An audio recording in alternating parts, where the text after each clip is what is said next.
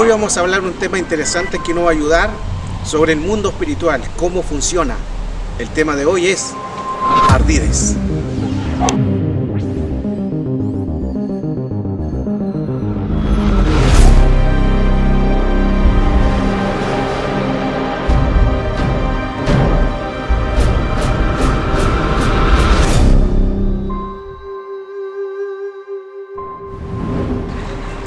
Cuando hablamos de ardides, tenemos que ir a Efesios 6, verso 12, porque no tenemos lucha contra sangre ni carne, sino principados, gobernadores, potestades y huestes.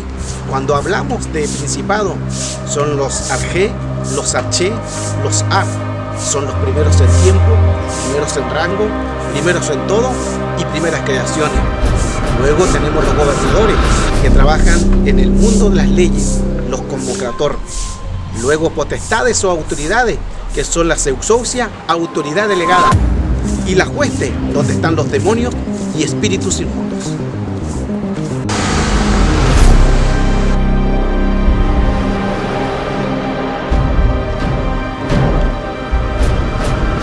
En 2 Corintios 2:11 dice, para que Satanás no tome ventaja, pues no ignoramos sus ardides.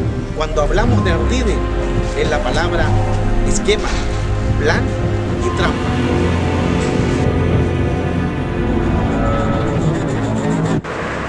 Cuando hablamos también en la escritura nos habla del yelmo de la salvación, pero cuando habla del yelmo de salvación no está hablando de redención, no está hablando de remisión, sino está diciendo salvarnos de espíritu, salvarnos de contragolpe, salvarnos de las acechanzas del maligno.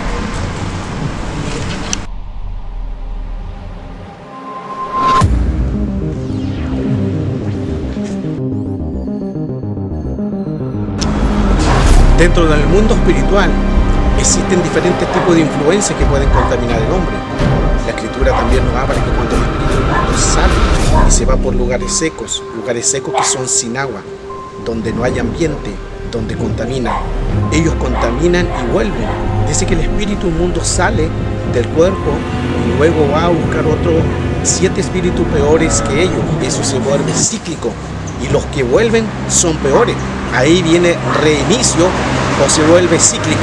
Estos espíritus les gusta estar en los cuerpos porque son seres descorporizados. Estamos hablando de huestes, que son demonios y espíritus inmundos.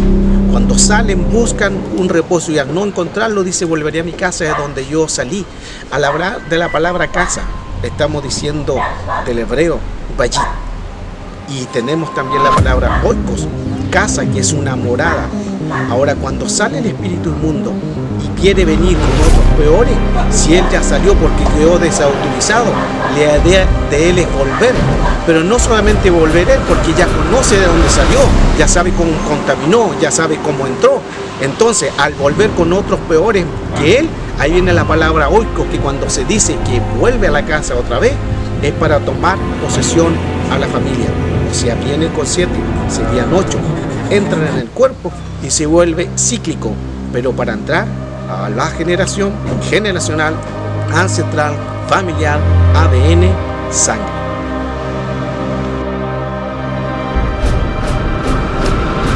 Entonces, para poder nosotros vencer todos estos espíritus, tenemos que ir a la palabra. Recuerde que podemos ser contaminados por los 5 sentidos.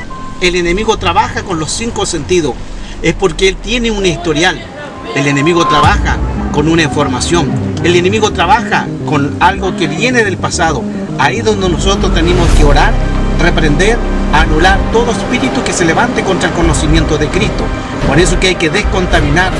Recuerde que en el mundo espiritual existen emisores, vectores, el mundo de los nahuales, los espíritus metafísicos zombies, todos los espíritus, tanto fantasmas, espectros, espíritus que se mueven en los aires, principados, espíritus que se mueven en las casas, los metafísicos, espíritus que aparecen, sombras.